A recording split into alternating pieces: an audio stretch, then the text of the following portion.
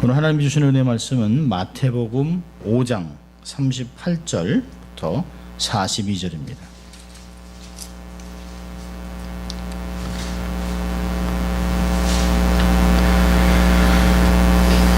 마태복음 5장 38절부터 42절입니다. 우리 한번 같이 읽을까요? 자, 시작. 또 눈은 눈으로 이는 이로 갚으라 하였다는 것을 너희가 들었으나 나는 너에게 이르노니 악한 자를 대적지 말라. 누구든지 내 오른편 뺨을 치거든 왼편도 돌로 대며 또 너를 송사하여 속옷을 가지고자 하는 자에게 겉옷까지도 가지게 하며 또 누구든지 너로 억지로 오리를 가게 하거든 그 사람과 심리를 동행하고 내게 구하는 자에게 주며 내게 꾸고자 하는 자에게 거절하지 말라. 아멘. 오늘 본문을 보면 보복하지 말라라고 하는 내용인데요. 이 마태복음은 하나님이 왕의 나라 또 하나님의 백성들의 삶에 대해서 이야기를 하면서 복 있는 사람은 누군가라고 하는 팔복을 가지고 이야기하고 또 이런 복 있는 삶을 살기 위해서 빛과 소금 역할을 감당해라 라고 얘기했습니다. 그러면서 예수님이 이 땅에 오신 것은 율법을 폐하려 온 것이 아니라 오히려 바로잡고 정확한 그 의도를 가르쳐주기 위한 것이라 라고 이야기를 했습니다. 그러면서 하나님께서 직접 육신을 입고 오신 하나님이 이 땅에 오셔서 율법을 잘못되어 온 것들을, 전성되어 온 것들을 바로 가르치고 있습니다. 그러면서 크게는 세 가지인데요. 인간의 생명을 귀하게 여겨라. 그리고 가정을 소중하게 여겨라. 그리고 나서 대인관계를 오늘과 다음 주 두 번을 이야기합니다. 그래서 보복하지 말라라고 하는 것은 소극적인 대인관계죠. 다음 주 얘기하는 원수를 사랑하는 것은 적극적인 대인관계를 이야기하고 있습니다. 오늘 그 본문에 보면 눈은 눈으로 이는 이로 갚으라 하였다는 것을 너희가 들었으나, 아마 이는 이, 눈에는 눈이라는 말은 예수 믿지 않는 사람들도 잘 사용합니다. 이게 참 불신자들도 인용하는 복수의 대명사가 됐습니다. 미국 공화당 대통령 후보인 도널드 트럼프가 제일 좋아하는 말이 이에는 이, 눈에는 눈입니다. 참 그 말을 성경 구절을 인용하는 걸 보고 참 웃음을 참을 수가 없었습니다. 그가 얘기하는 것은 자기를 비난하는 사람들은 내가 반드시 받은 대로 갚아주겠다, 그런 의미를 이야기하는 것이에요. 성경을 제대로 해석한 것은 전혀 없는 것이죠. 사실 우리는 의무를 실천하고 살아가기보다는 우리는 권리를 요구하며 살아갑니다. 내가 어떻게 해야지, 사랑해야지, 섬겨줘야지 라기보다는 내가 인정받아야지, 내가 내 자리를 지켜야지, 그리고 내 권리, 작은 권리를 삶에서 인정받고 누리고 싶어 하는 것이 굉장히 많습니다. 어떤 사람이 나보다도 힘이 더 세고 나보다도 더 권력이 있고 나보다도 더 배운 게 많고 나보다 더 유명한 사람, 유력한 사람이 나를 힘들게 하면 당장은 아마 우리가 어떻게 대항은 못할 거예요. 근데 우리 마음에 어떤 마음이 드냐면, 그래 내가 지금은 이렇게 밟히지만 내가 힘을 얻으면, 때가 되면 반드시 내가 받은 대로 갚아주겠다. 아마 어떤 때는 10배로 내가 갚아주겠다라고 얘기할지도 몰라요. 그런 복수의 마음들이 일반적인 우리의 마음에 있습니다. 내가 손해를 받으면 받은 대로 상대를 상해할 수 있다. 성경이 이렇게 얘기했으니까 라고 이야기한다는 것이에요. 우리는 그렇게 생각하고 있습니다. 아니 성경도 그렇게 이야기하는데요. 이에는 이, 눈에는 눈, 갚으라고 했습니다. 이것을 보복의 원리라고 생각합니다. 그런데 오늘 본문은 그런 것이 아니에요. 38절에 눈은 눈으로 이는 이로 갚으라 하는 것을 너희는 들었지만 그렇지 않다는 것이에요. 원래 율법은 상대방을 해야 할 권리를 부여한 적이 없어요. 상대방을 사실 원래 이 눈은 눈으로 이는 이로 갚으라고 하는 그 성경 구절이 모세오경에 3번 나오는데요. 출애굽기, 레위기, 신명기 이렇게 3번 나와요. 근데 이 본문 전체 읽어보면 복수를 갚으라는 것이 아닙니다. 오히려 정반대입니다. 나에게 그렇게 가해를 했지만 정당하게 또 보상받을 건 보상받지만 용서하라고 하는 것입니다. 그리고 특별히 누군가에게 내가 사적으로 어려움을 당하거나 어떤 상해를 당했으면 절대로 사적으로 개인적으로 보복을 하면 안 된다는 것이에요. 반드시 법적으로만 해결해야 된다 얘기하고 있습니다. 또 법적으로 해결할 때도 형평에 맞게 그 사람이 어떻게 했는데 도저히 갚을 길이 없어요. 그러면 그 형평에 맞게 일을 하라는 것이죠. 그러니까 절대로 내가 피해받는 것 이상의 무리한 배상을 요구해서는 안 된다는 말입니다. 자, 이런 모세의 율법을 고려해 보면 도덕법이기도 하지만 언약 백성이 어떻게 삶을 살아갈 것이라고는 민법입니다. 그러니까 법전이에요, 법전. 그러니까 그 당시에는 도덕법과 함께 민법을 통해서 사람과의 관계를 어떻게 해야 된다, 법적으로 해결해야 된다라는 것들을 말씀하고 있습니다. 그 모세 오경의 세 부분에서 이제 출애굽기 21장, 레위기 24장, 신명기 19장을 이렇게 찾아보면 그 모든 말씀이 출애굽기 20장 다음에 있습니다. 그러니까 출애굽기 20장에 나와 있는 것은 십계명이죠. 십계명은 도덕법입니다. 도덕법. 근데 이 십계명이 표준을 근거로 해서 국가 생활에 적용하는 모든 법을 만들었습니다. 그러니까 개인적으로 적용해야 되는 것이 아니라 사람들이 먼저 어떤 상해를 당하거나 어려움을 당했으면 그것을 법원에 또 그 리더에게, 제사장에게, 모세에게, 10부장에게, 50부장에게, 100부장에게 가져가게 되어 있습니다. 이렇게 왜 했느냐면 사람들의 심성은 내가 피해를 당하면 반드시 복수하고 싶은 마음이 있습니다. 예를 들어서 눈을 한번 딱 맞았으면 이게 한 3일 동안 고통을 당하면 나도 3일 동안 고통당해 눈을 때리겠다 하지만 그게 그렇게 안 돼요. 그게 눈을 때리다가 눈을 망막을 찢을 수도 있습니다. 그러면 상대방은 더 때리다가 이빨을 하나 부러뜨릴 수 있어요. 그러면 그 이빨 하나를 부러뜨리기 위해서 때렸는데 3개가 부러질 수 있습니다. 이런 식으로 계속해서 복수의 혈전이 될 수 있기 때문에 그것을 미연에 방지하기 위해서 제한을 두는 것이 이에는 이, 눈에는 눈을 얘기합니다. 더 이상 제한을 넘어가지 말라고 하는 것입니다. 그러니까 사실 이 눈은 눈으로, 이는 이로 갚으라고 하는 것은 사실은 율법의 정신은 아니에요. 이중적인 효과를 얻기 위한 것이죠. 그러니까 보복의 정신을 제어하기 위해서 또 자기가 받은 것 이상으로 복수를 하지 않도록 한 것입니다. 사람들을 보면 처음에 이제 요즘 아주 재밌는 게임들도 있어요. 별의별 또 시합도 다 있더라고요. 그러니까 따구 때리기 시합. 저는 이게 누가 장난하는 줄 알았는데 이게 진짜 시합입니다. 이게 상금을 걸고 해요.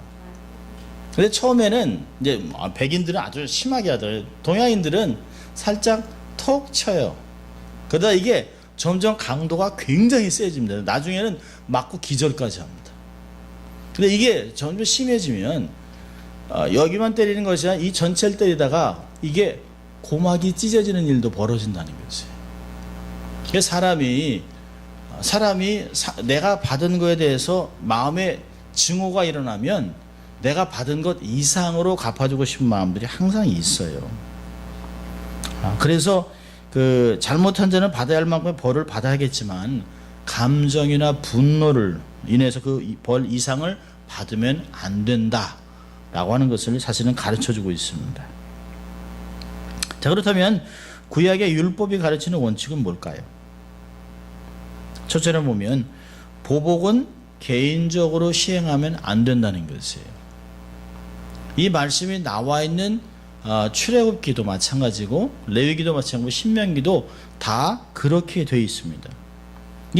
이 보면 문맥상 이것이 개인에게 준 것이 아니에요. 재판관들에게 이것을 가지고 법전으로 준 것이, 이것을 근거로 해서 사람들에게 공평성 있게 하라고 얘기하는 것입니다.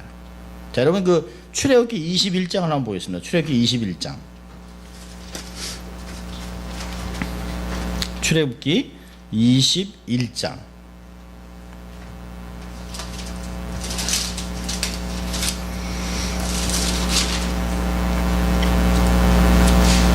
21장 23절.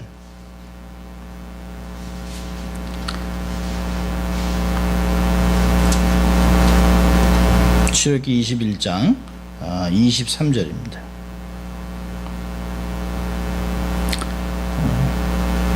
이 사람이 이제 여기 보면 그러나 다른 해가 있으면 갑되 생명은 생명으로, 눈은 눈으로, 이는 이로, 손은 손으로, 발은 발로, 대은 것은 대음으로, 상하게 한 것은 상함으로, 때린 것은 때림으로 갚을지니라.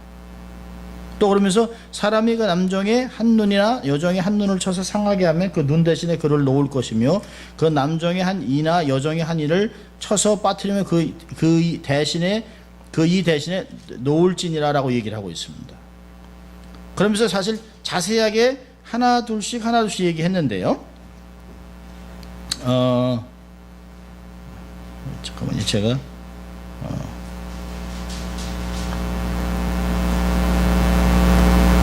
출애굽기 제가 성경 구절을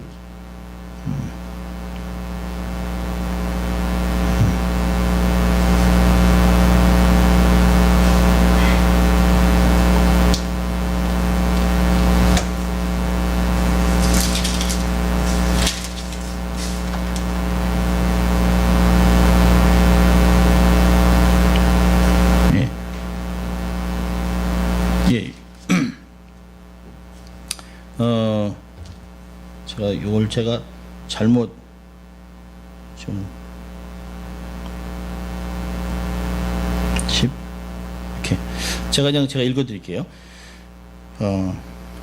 사람이 서로 싸우다가 아이 벤 여인을 다쳐 낙태케 하였거나 다른 애가 없으면 그 남편은 청구대로 반드시 벌금을 내되 재판장의 판결을 쫓아낼 것이라라고 이야기하고 있습니다. 그런 것을 보면 이 법은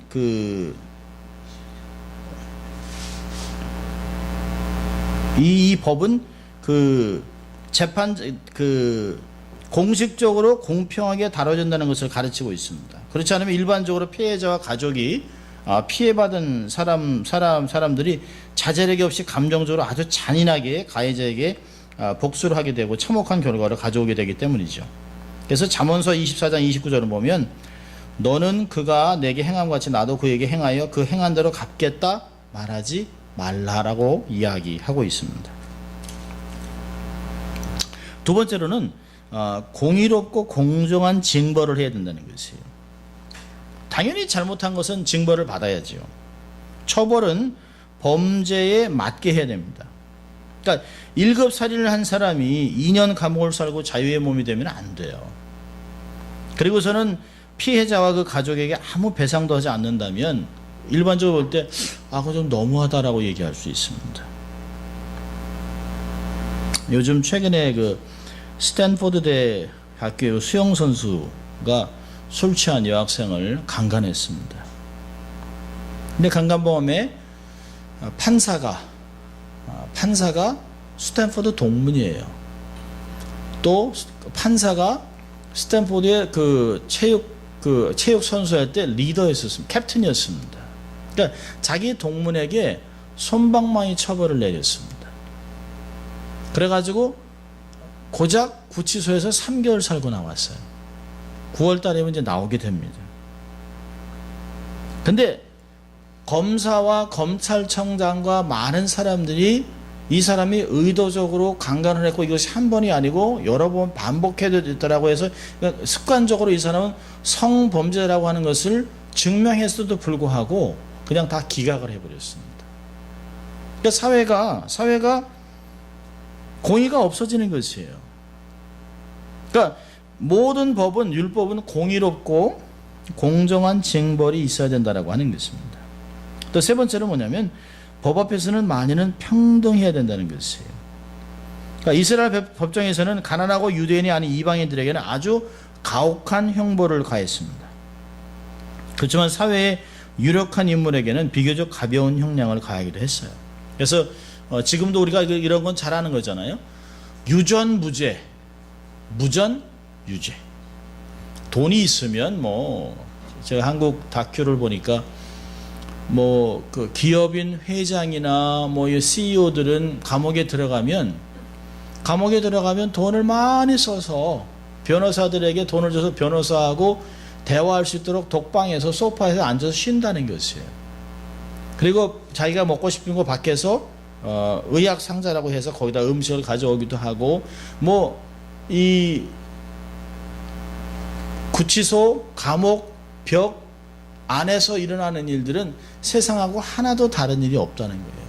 돈이 있으면 편하게 살고, 요즘 뭐 네이처 퍼블릭 리퍼블릭이라고 하는 그 회장도 보면 뭐 5억, 10억, 100억 변호사 비용을 50억을 줬네 안 줬네 하면서 아주 편하게 들락날락합니다. 들락날락. 돈이 있으면.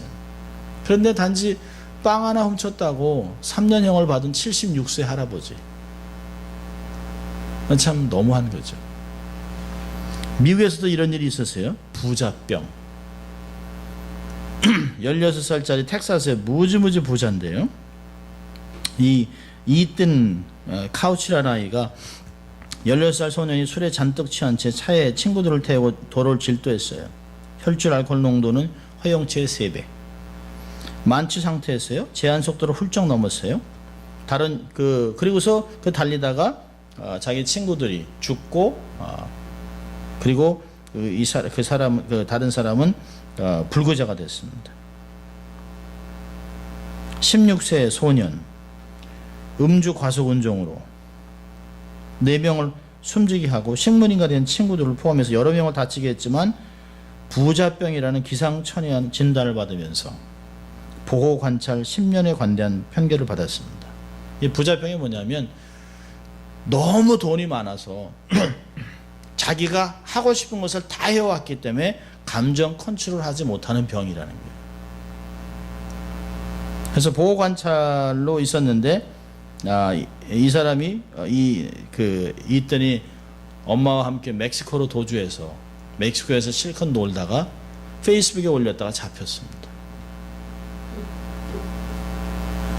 돈이 너무 많아서 감정을 컨트롤하지 못해서 이렇게 술도 먹고 사람도 죽이고, 그렇지만 변호사가 플렌저라고 하는 이 병으로 만들어서, 부자병으로 만들어서 그냥 집행유예로 나와버린 것이에요. 돈이 있으면 무죄, 돈이 없으면 유죄. 이런 무언의 법칙이 이스라엘 시대 또 고대도 지금도 통하고 있다는 것이에요. 이 바리새인들은 이 본문을 어떻게 남용했을까요? 이들은 아주 악용을 했습니다. 이에는 이, 눈에는 눈. 이 말을 그대로 개인적인 보복을 허락했습니다. 넘어가지만 않는다면. 눈에는 눈, 이에는 이. 팔 하나 부러뜨렸으면 너도 팔 하나 부러뜨릴 수 있다라고 하는, 그렇게 허락을 해놨습니다. 그러니까 문자적으로 생각해서 손해본 사람은 반드시 그 양의 만큼의 복수를 하라고 되어 있습니다. 그래서 개인적으로 정당한 권리를 주장하고 실행하는 것을 장려하고 금하지 않았습니다. 그러니까 그 당시에도 눈에는 눈, 그건 당연한 것으로 받아들였어요. 그런데 놀라운 것은 사실 예수님 당시에는 눈에는 눈, 이에는 이라고 하는 것이 이미 사실은 사라진 상태였습니다. 사회 안에서는. 그러니까 신체적인 장애를 주었을 때와 또 다른 것들도 얼마든지 속전으로 손해배상금으로 해결할 수 있도록 했어요. 그런데 바리새인들은 뭐냐면 내가 원한다면 눈에는 눈, 이에는 이로 갚아도 된다라고 허락한 것입니다.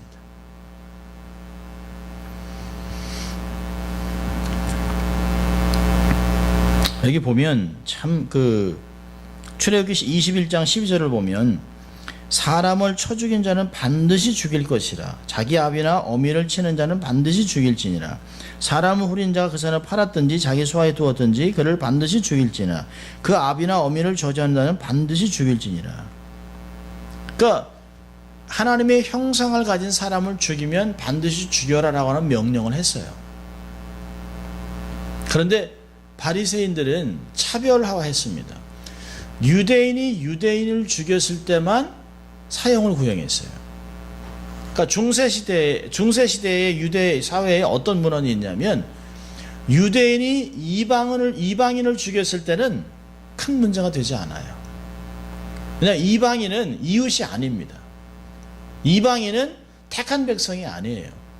이방인은 하급 세컨 클래스이기 때문에 괜찮아요.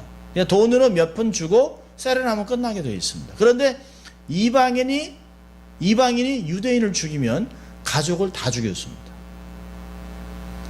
유대인이 유대인을 죽이면 그 사람은 사형을 시켰어요.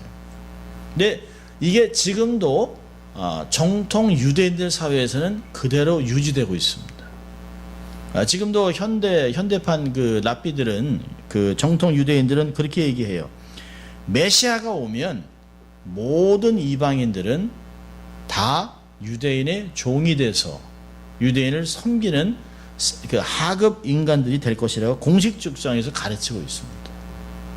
그래서 그 유대인은 절대로 이방인의 피를 수혈받지 않습니다. 그런데도 놀라운 것은 미국에서 가장 큰 장기 매매를 하는 사람들이 누구냐면 랍비들입니다. 뉴저지에서 미국에서 가장 큰 장기 매매하는 그 범죄 집단이 랍비들을 중심으로 그 특별히 뉴저지에 있는 정통 유대인 올토독스 정통 유대인의 그 윌리엄스버그라는 데서 거기서 자행됐어요. 그래서 그러니까 뭐냐면 유대인이 아닌 사람들은 인간이 아니기 때문에 택한 백성이 아니기 때문에 사람 몸을 돈으로 본 거죠. 그러니까 짐승을 자르고 해부학을 잘하는 랍비들이 사람의 장기, 그러니까 장기를 빼겨서 뭘 했을까요? 인신매매, 그다음에 납치, 그리고 장기를 절단해서 사람을 죽이고 장기를 중국 또 남미 부자들에게 팔아서 시술하는 것으로 해서 엄청난 충격을 줬었습니다. 근데 유대인들의 힘이 얼마나 세냐면 그 기사가 오래 가지 않았어요. 금방 없어졌습니다. 그러니까 차별적인 형벌을 실행했습니다. 성경은 살인의 경우를 제외한 다른 경우에는 신체적으로 강요되지 않고 손해배상의 지불로 다 해결됐었습니다. 자, 예수님은 어떻게 가르쳤을까요? 오늘 본문으로 다시 돌아가면 예수님은 오늘 본문에서 악한 자를 대적하지 말아라 라고 시작합니다.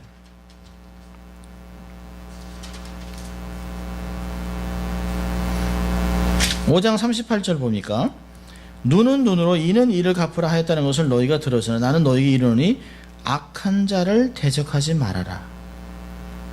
그리고 적극적으로 네 가지를 그 예증을 네 가지를 대해서 이야기를 하고 있습니다. 여러분 여기서 악한 자는 사단이 아닙니다. 악한 세력이 아니에요. 내게 악한 행동을 하는 사람을 이야기하고 있습니다.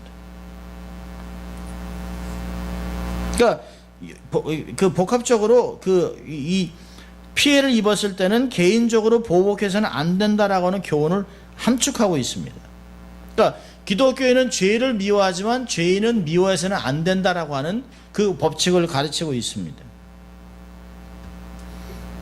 예수님의 말씀은 악 자체를 대적하지 말라는 뜻이 아니에요.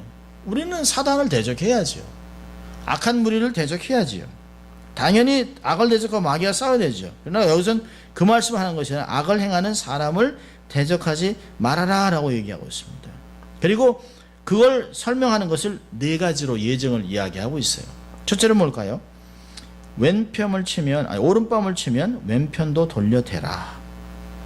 한마디로 뭘까요? 용서해 주라는 것이에요. 참으라는 것입니다. 어떤 사람이 상대방과 얘기를 하다가 자기 말이 받아들이지 않으니까 씩씩거리다가 갑자기 그냥 따구를 때리는 거예요. 이건 두 사람이 싸움박질 하다가 때리는 걸 얘기하는 것이 아니에요. 느닷없이 자기가 이야기하는 것이 안 먹히니까 분을 내서 폭력을 가하는 것이에요. 폭력을. 성경에 보면 이런 예가 굉장히 많이 있습니다. 그러니까 여기서 얘기는 그냥 랜덤리 얘기하는 것이 아니에요. 예수님이 얘기하실 때 이스라엘 그 당시 예수님 당시 사람들은 금방금방 알아들었습니다. 왜 이런 일이 벌어졌냐면 왜 사람들이 와서 느닷없이 오른뺨을 때리냐는 것이에요. 이 이야기는 예수님 당시에 이 율법의 이 구약을 다 설명하면서 예수님 이전까지 선지자들이 계속 이스라엘 백성들의 죄를 지적하고 그들이 하나님의 징벌 앞에 놓여 있다고 이야기하고 그들이 회복되려면 회개하고 돌아와야 된다는 것을 자세히 가르치는 선지자를 그들이 어떻게 했어요? 때리고 감옥에 가두고 고생의 떡과 환난의 물을 먹였습니다. 그러니까 이 상황에서도 뭐냐면 우리가 하나님의 나라를 위해서 복음을 증거하는데 그 복음이 싫기 때문에 때리고 죽이는 거예요. 지금 아이시스가 그렇게 하잖아요. 지금 많은 순교를 하잖아요. 그런 것들을 사실은 이야기하고 있습니다. 예언자들을 때리고 듣기 싫은 소리를 하니까 저놈에게 고생의 떡과 근심의 물을 줘야 되겠다라고 하는 이야기들을 하고 있는 것을 볼 수 있어요. 하나님의 나라 백성을 하나님의 영광을 위해 악인들의 죄를 지적하고 복음을 전하면 핍박을 받는 것이에요.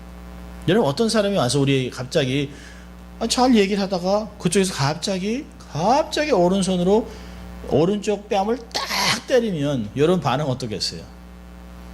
첫째는 이제 피해야죠. 첫째는 피하고 그 다음은요 똑같이 때려줘야 되겠다 생각을 합니다. 근데 그런 충동을 버리고 맞으면 반대쪽도 돌릴 수 있는 그런 인내를 가지고 참아주라는 것이에요. 근데 이게 최근에 이런 일이 있었습니다.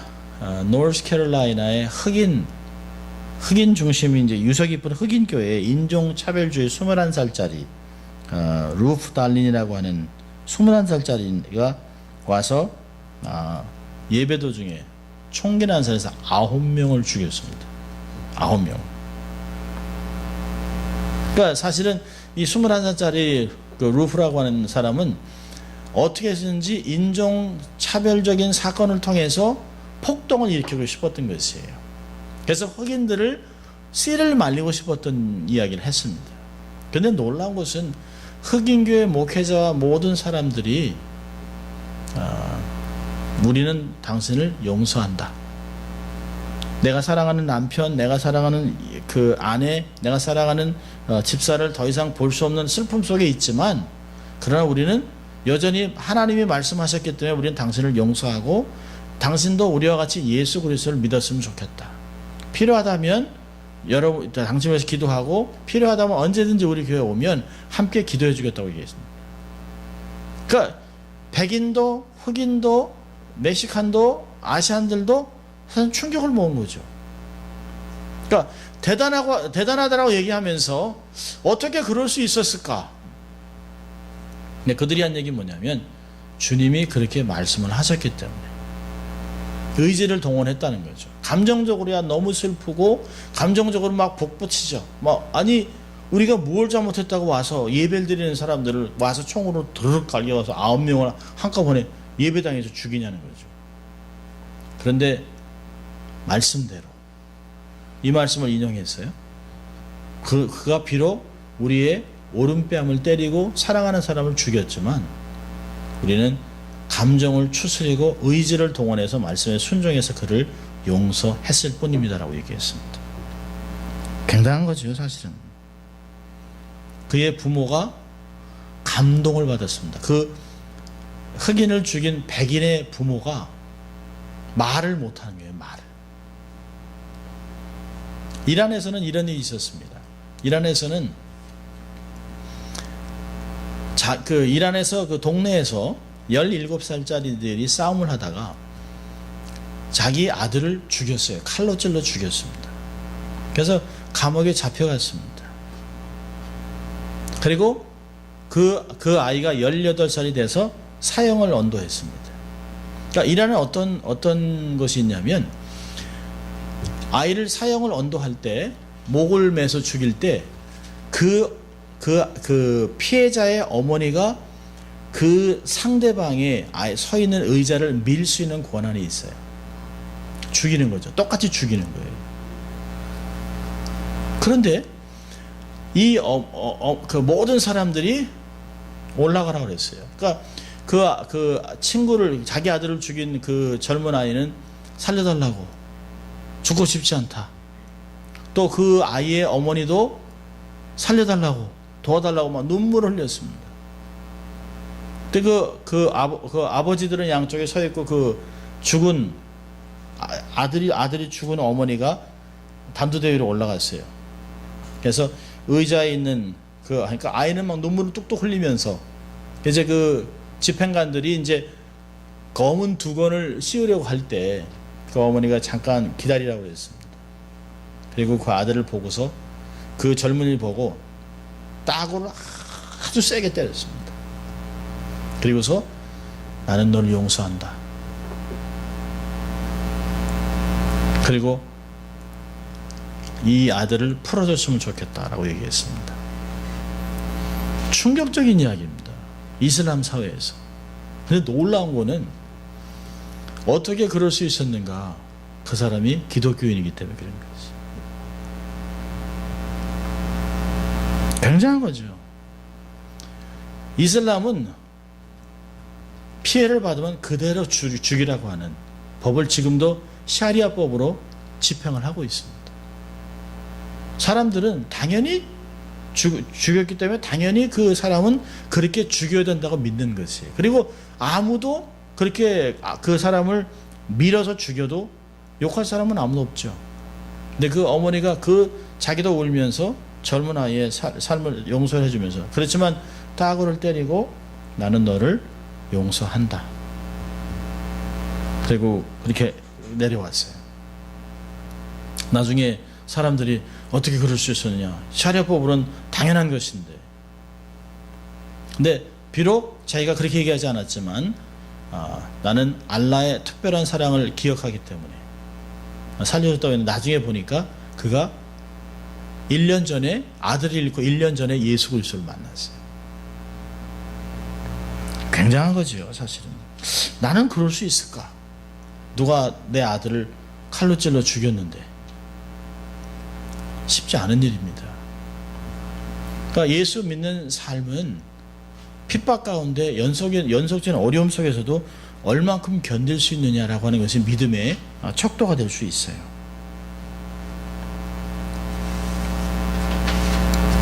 두 번째로는요, 40절을 보면 누군가 고발해서 너를 고발해서 송사하여 속을 가지고자 하는 자에게는 고도까지도 가지게 하라.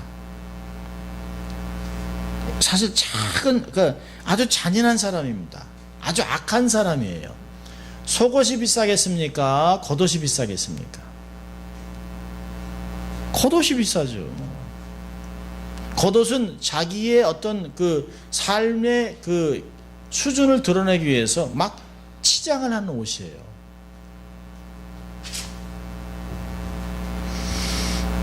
이야기는 뭘까요? 악한 자를 대적해서 끝까지 이기려고 하지 말라는 것이에요. 속옷보다 겉이 훨씬 비싸죠. 소액 재판을 하는데 그것보다 더 큰 것까지 포기하라는 것이에요.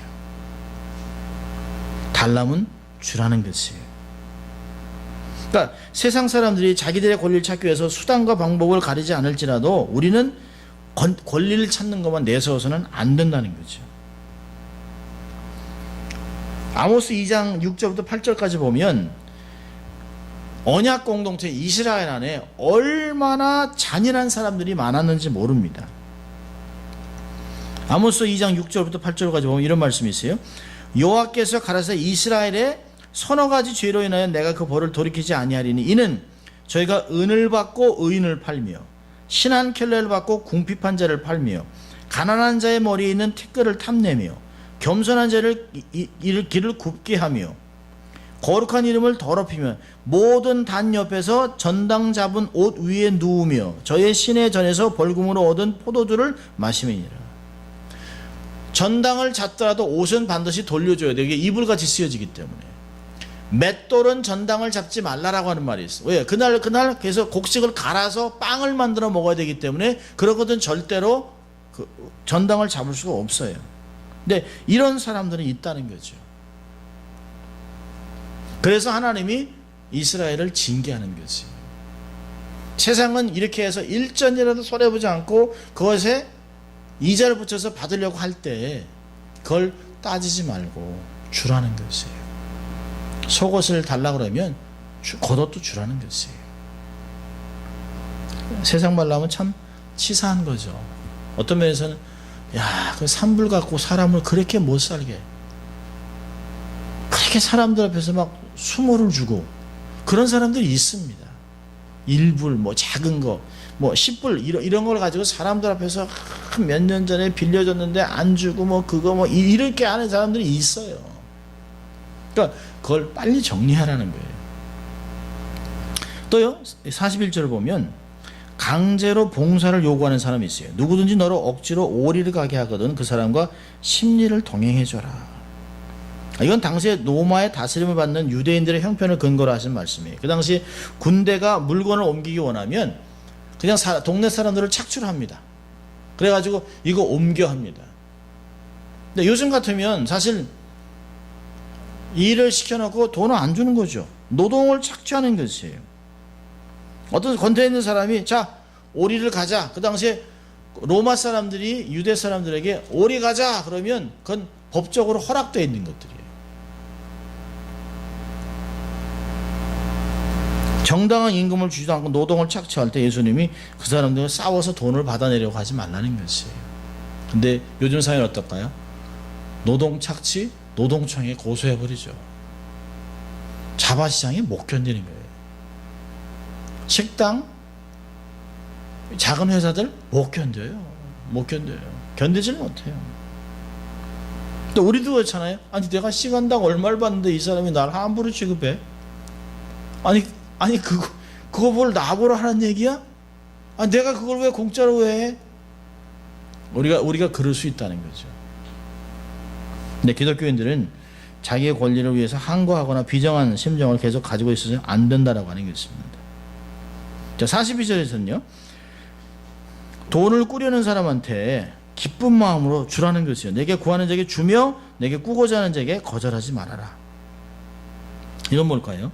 청지기의 삶을 얘기하는 것이에요. 내가 소유한 것은 내 것이 아니다라고 하는 태도를 가지라는 거죠. 이건 내 건데, 아니 내가 어떻게 번 건데, 아니 땅을 파봐 돈이 나오나, 이거 늘 하는 얘기 아니에요? 아니, 일불이 어디서 나? 일불이 땅을 파봐 일불이 나오나.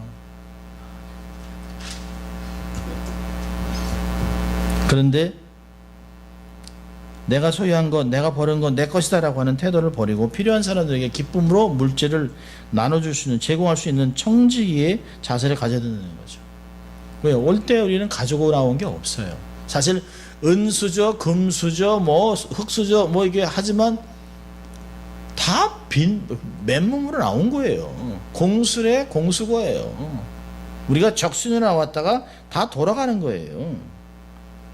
욥기 1장 21절도 그런 말을 합니다. 그러니까 우리의 소유는 날 때부터 죽을 때까지 유용하게 쓰라고 하나님이 맡겨주신 것이에요. 우리가 소유했으니까 내 거라고 얘기하니까 그렇지 않습니다. 하나님 우리에게 청지기의 삶을 살라고 말씀하시는 것입니다. 내게 구하는 자에게 주라는 것이에요. 우리에게 구하는 자들이 누굴까요? 홈레스들, 노숙자들. 어떤 때 보면 말도 안 되는 걸 갖고 있습니다. 뭐 25살짜리가 자기가 무슨 베트남 베르란이라고 말도 안 되는 얘기라고 있죠. 또 오늘 여학생 제가 You got the wrong sign. I'm sorry. 그 반대편을 이렇게 듭니다. 또 뭐 얄밉죠. 근데 전 속으로 가끔 그래요. 야 저렇게 영어도 잘해. 백인인데 자기 언어인데 영어도 잘해. 건강해. 잘생겼는데 가서 못할 게 뭐 있을까? 그런데 주는 거예요. 1불짜리 쿼러 재떨이에다가 이렇게 많이 담아놓고 시간 나면 주는 거죠. 이게 뭘까요? 심는 거예요. 예수님께서는 심을 걸 얘기합니다. 심으면, 사람한테 심으면 30배, 60배, 100배를 거두게 돼 있습니다. 꾸고자 하는 사람 주라는 거죠. 거절하지 말라는 것이에요. 하나님은 우리가 베푼 대로, 우리가 헤아림을 그대로 그렇게 헤아림을 준 대로 우리를 헤아림을 주시겠다고 말씀하셨습니다. 우리가 베푼 대로 갚아주겠다 얘기하셨습니다. 손해보는 것 같아요. 당장 나 살기도 바빠요. 근데 우리는 항상 늘 준비하고 삶을 살아야 됩니다. 가난한 자들에게 나눌 수 있는, 베풀 수 있는 그런 마음, 기쁜 마음의 자선을 우리의 삶에서 실천하고 살아야 합니다. 오늘 이야기하잖아요. 오늘 그 두 가지를 교훈을 보면 보복하지 말라라고 하는 게 있잖아요. 너희는 대적하지 말아라. 왜 그럴까요? 보복은 하나님의 영역입니다. 그건 우리가 할 일이 아니에요. 잠언서 20장 22절에도 얘기합니다. 너는 악을 갚겠다 하지 말고 여호와를 기다리라. 그가 너를 구원하시리라. 그럼 복수를 금하는 이유가 뭘까요? 우리가 복수를 하려고 하다 마음이 상해요. 우리가 악해져요. 그리고 우리가 에너지도 또 우리의 돈도 시간도 낭비하게 됩니다. 긍정적으로 선한 일을 감당하지 못해요. 어떤 마음이 들면 벌써 육신도 몸이 좋지 않습니다. 인간이 아닌 하나님의 영역이기 때문에 복수를 하지 말라고 하는 것이에요. 로마서 12장은 이 말을 참 자세하게 가르치는데, 특별히 로마서 12장 19절은 이런 말이 있어요. 내 사랑하는 자들아, 너희가 친히 원수를 갚지 말고 진노하심에 맡기라 기록되었으되 원수 갚는 것이 내게 있으니 내가 갚으리라고 주께서 말씀하시니라. 주님 말씀하셨어요. 친히 갚지 말아라. 그건 내가 한다. 히브리서 10장 30절은요. 원수 갚는 것이 내게 있으니 내가 갚으리라 하시고 또 다시 주께서 그의 백성을 심판하시라 말씀하신 것을 우리가 안다라고 얘기하고 있습니다. 성경은 계속 얘기하고 있어요. 서신에도 다 하나님께 맡겨라, 공의로 심판하는 자에게 부탁하고 라고 베드로전서도 이야기하고 있습니다. 나홈서 1장 2절은 무서운 말씀하고 있어요. 여호와는 투기하시며 보복하시는 하나님이시라. 여호와시는 보복하시며 진노하시되 자기를 거스리는 자에게 보복하시며 자기를 대적하는 자에게 진노를 품으시며. 자기를 보복하는 자가 누구예요? 하나님을 대적하는 자가 누굴까요? 하나님을 거스리는 자는, 하나님을 거스리는 것은 하나님을 거스리는 게 아니죠. 하나님의 백성들을 거스리는 것이에요.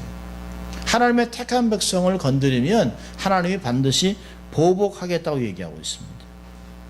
욥기 11장 11절은 참 좋은 말씀이에요. 이런 말씀이 있어요. 하나님은 허망한 사람을 아시나니 악한 일은 상관치 않으시는 듯하나 다 보시느니라. 다 보고 있다는 거예요.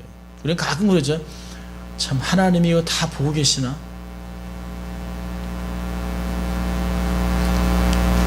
최근 이제 곡성이라는 영화가 나왔어요. 곡성. 아주 나쁜 영화입니다. 성경을 악경으로 만들어 놓은 영화예요. 그 감독이 그런 말 했습니다.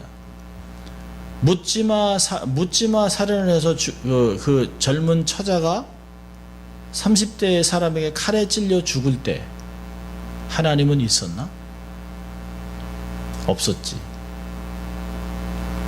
그 사람이 영화를 만들기 위해서 성경을 읽은 사람이에요. 성경을 너무 잘 알아요. 그런데 사단을 부활시키는 걸 만들었어요. 아주 무서운 영화입니다. 하나님이 다 아세요. 다 보세요. 모르는 거 아니에요. 악인들이 자기가 악을 행할 때 자꾸 담대해요. 왜 그럴까요? 하나님의 심판이 곧 임하지 않기 때문이라고 얘기합니다. 하나님은 다 알고 있어요. 때가 되면 하나님 모든 것을 다 갚아주실 것입니다. 우리가 볼 때는 예수 믿는 사람들 바보 같아요. 어리석은 것 같아요. 참어? 왜 참어요? 지렁이도 밟으면 꿈틀어야지. 성경은 그렇게 가르치지 않습니다. 우리가 순교를 하더라도, 순교의 피를 흘리더라도 끝까지 참아내는 것이 하나님의 나라의 백성이에요. 왜요? 우리는 내세가 있기 때문이에요. 우리는 죽으면 부활해서 하나님의 품 안에 바로 들어가기 때문에 그렇습니다. 죽으면 천국이라고 하는 것이 약속되어 있어요. 이 땅에서도 하나님의 사람이라고 하는 것이 약속되어 있습니다. 자, 그래서 두 번째 적용을 한다면, 하나님이 그 복수는, 보복하는 것은 하나님께 속한 것이고요. 두 번째는 관용을 베풀며 살아야 합니다. 하나님 나라의 법은 용서와 악을 선으로 갚는 것이에요. 옳고 틀림을 가리는 것보다 더 중요한 것은 용서의 정신이 더 중요해요. 저는 이제까지 살아오면서, 목회를 하면서 시시비비를 가려서 얻은 건 하나도 없습니다. 삼자 대면에서 얻은 결과는 하나도 없어요. 오히려 내가 맞다 해서 다 밝혀지지만 사람을 잃게 됩니다. 그리고 하나님의 사람으로서 권위가 없어져요. 하나님의 말씀이 살아있질 못합니다. 그건 세상이 하는 방법이에요. 시시비비를 가리고 삼자 대면을 하고 받은 대로 갚아주고, 그러니까 너는 너 나는 나 이렇게 살아가는 건 세상의 방법입니다. 여러분, 악을 대적하지 않고 관용을 베푸는 것이 기질상의 연약함이냐? 아니에요. 도덕적으로 타협하는 것이요? 아닙니다. 그렇지 않습니다. 우리는 자기 권리나 주장을 하지 말고 자신을 부인하면서 진리를 위해서 살아야 합니다. 제자의 삶이 뭘까요? 내면에서 나의 유익을 위해 일어나는 의분, 복수, 보복, 권리 등을 부인하는 것이에요. 우리는 하루에도 수백 번씩 싸워 나가야 돼요. 운전하면서 그러잖아요. 아우 저걸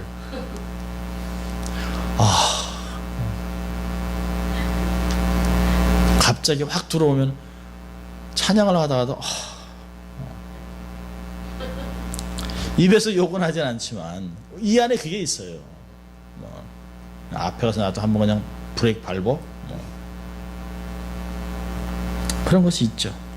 남을 막 아무 이유도 없이 막 나를 그냥 못살게 굴고 비방하고 다른 사람 앞에서 막 수치를 주고 막 창피를 주고 그러면 한번 밟아주고 싶은 때도 있어요. 근데 그러면 안 된다는 것이, 자기의 권리를 부인하고 자기 십자가를 지고 주님을 매일 따르라는 것입니다. 예수님이 말씀하기 전에 이미 잠언서 25장 21절 22절에 이런 말씀이 있습니다. 내 원수가 배고파하거든 식물을 먹이고 목말라 하거든 물을 마시오라. 그리하는 것은 핀 숯으로 그의 머리에 놓는 것과 일반이요 여호와께서는 내게 상을 주시리라. 이게 로마서 12장에 있는 말씀이잖아요. 원수의 머리에 숯불을 올려놓는 것이, 그게 그 숯불을 올려서 머리를 태우라는 얘기가 아니죠. 그 이야기는 평상시에 불이 없으면 밥을 못 해 먹잖아요. 불이 꺼지면, 옛날에 불이 꺼지면 왜 그 불을 빌리러 가잖아요. 그래서 이 조개탕 같은 걸 태워서 이렇게 오잖아요. 그리고 또 숯을 빌려주잖아요. 그런 거예요. 화로를 가져오면 우리 집에 오늘 불이 꺼졌어요. 근데 평상시에 너무 못 살게 구는 인간이에요. 그래 잘 됐다. 아이고 쌤통 그런 게 아니라는 거죠. 비록 악인이지만 그 사람에게 불씨를 주라는 것이에요. 그래서 먹고 살 수 있게 도와주라는 것이. 그러면 여호와께서는 내게 상을 주시겠다. 상급은 사람에게 오는 것이 아니라 하나님에게 받는 것이에요. 하나님이 갚아주는 것이에요. 하나님이 보복해주고 하나님이 갚아주기 때문에 우리는 그걸 믿는 사람들이기 때문에 조금 넉넉하게, 조금 여유있게 관용을 베풀라는 거죠. 쉽지 않아요. 저도 이렇게 설교를 하지만, 말씀을 준비하지만 결코 쉽지 않죠. 작은 것들, 나보다 좀 약한 사람 같으면 어이구 지어받고 싶고 한번 얘기해주고 싶고, 그냥 그냥 한번 해보고 싶죠. 고기는 씹는 맛에, 말은 이렇게 하는 맛에 이렇게 해보고 싶죠. 다 갚아주고 싶죠. 근데 그러지 말라는 것입니다. 신앙생활을 하면서 참아내고 인내하고 참다가 보면 하나님 앞에 상급이 쌓이는 것입니다. 어떤 때는 억지로 참다가 그것이 나중에는 품는 관계까지 가는 것이 우리의 삶이라고 성경은 이야기하고 있습니다. 오늘도 이야기하잖아요. 복수? 그건 우리에 관한 것이 아니에요. 하나님이 하실 것이에요. 복수가 아니라 오히려 악한 자들을 섬겨주고 품어주고 관용을 베풀어주는 그런 삶을 살라. 그래서 대인관계에서 승리하며 살기를 원하는 것이 하나님의 의도라고 성경은 이야기합니다. 우리가 많은 사람들에게 그렇게 눈은 눈, 이는 이가 아니라 오히려 더 베풀어주고 관용하게 베푸는 우리가 될 수 있기를 주의 이름으로 축원합니다. 기도하겠습니다. 하나님 아버지 감사합니다.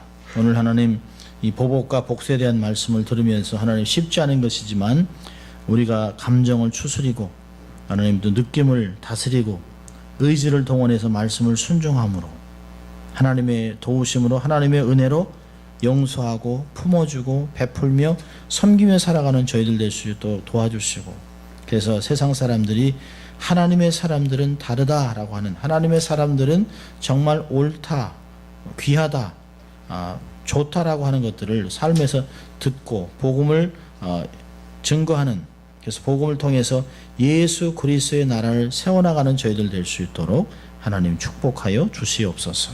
감사하고 예수님 이름으로 기도합니다. 아멘.